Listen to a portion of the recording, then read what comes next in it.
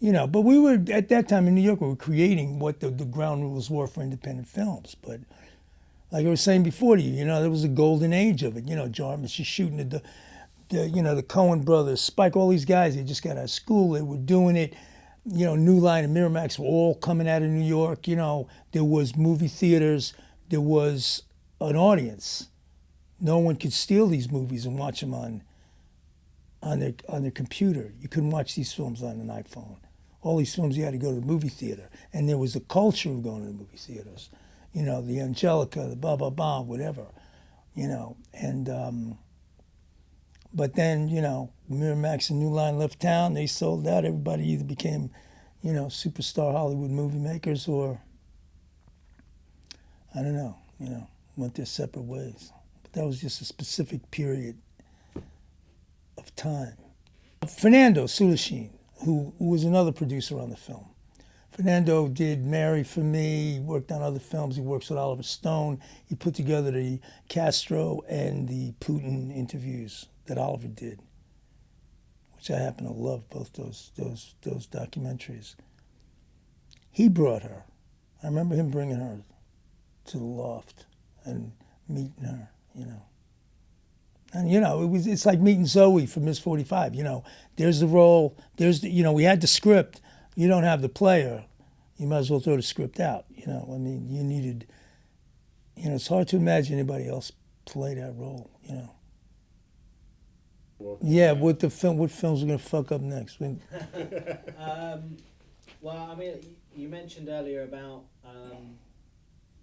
kind of like a happy accident on the set producing, so I can't remember what you said now, but I mean, how much do the circumstances of when you're shooting on set play a part in your work? How much?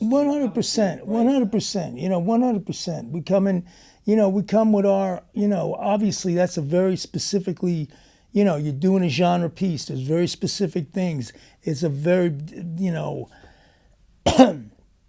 there's an arc. There's a character arc. There's a very, definitive things that you're going out to achieve. Man, you got to let the world, help you with the film. Especially you're in New York in 1990s. That's what I'm saying. These aren't extras, man. You're shooting. In the front is your movie. Behind it, you're shooting. It's a sociological study. And like I was saying, all these films you see from the 80s in New York, they're extras and they shut off the streets and all that bullshit. You don't get anything out of those films. It's the low budget films. It's the driller kills, but not just mine, a lot of them, where you're actually seeing the fucking world. Not the same 50 people walking up back and forth. You know what I mean? You dig what I mean? In rented outfits, on streets that are shut off. You're watching the real world back there. And we could have done a lot better. We could have done a lot better, and we could have shot a lot wider and probably got a lot more of it. But it is what it is. But at least we got enough, in the films that we did that you could see, especially that film. That's 1994, man. The sneakers, the fucking looks, the computers, the fucking way people walk, the attitude, the cars, the stretches, it's in New York. Yeah, even Julian's house before he tore all that shit down, It's a, like I say, man, students with actual books.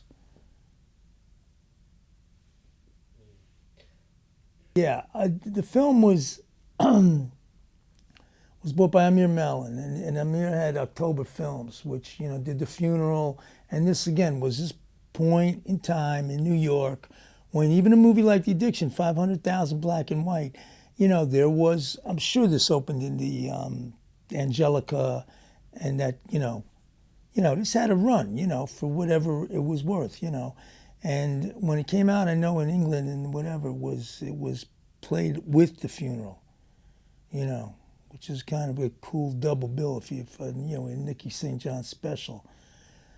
We showed it in Sundance, which isn't one of my favorite festivals. I remember we went out there all fucked up with Annabella. She was in rare form. We took the whole crew out there. You can't really drink in Sundance because it's like a Mormon town, and you can't drink after 10, or you can't have a drink unless you buy a sandwich. I mean, you know what I mean? Like, have you ever been there? No. No, you don't want to go to this place. All right, so we went to Sundance. Anyway, so it's funny. If you go to Telluride, it's a beautiful, crazy film festival. You know what I mean? And you can drink all you want because you're in Colorado. You dig?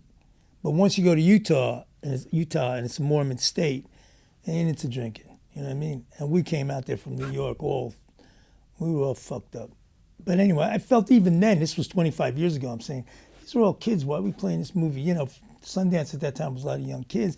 Then all these LA agents on skis, and it was a disaster, this place. And I was having a hard time with forget it. It was like, but we showed it there. And anytime we showed it, I mean, Lily was, she was king. It wasn't a Berlin Film Festival. I think it was in competition in Berlin, actually. They didn't really buy it. I don't know. I think all those fucking, that concentration camp shit. I remember when we showed that, Dad forgot that we actually had Hitler's voice in there, which was a powerful moment in the film.